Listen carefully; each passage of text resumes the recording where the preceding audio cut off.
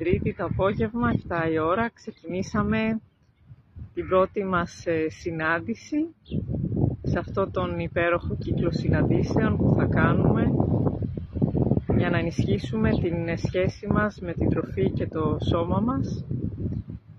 Ήταν μια πανέμορφη συνάντηση με πάρα πολύ αγάπη, σύνδεση, ευγνωμοσύνη, ευλογίες πολλές.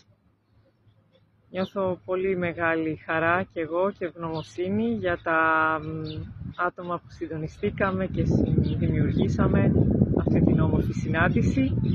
Θα συνεχίσουν αυτές οι συναντήσεις και μέσα στο καλοκαίρι και θα χαρώ πολύ όποιος θέλει να έρθει και στην επόμενη συνάντηση που είναι 22 Εβδόμου και σε όποια άλλη νιώθει με ελεύθερη δυνατότητα, σε όποια νιώσει το κάλεσμα και μπορεί και πρακτικά να συμμετέχει.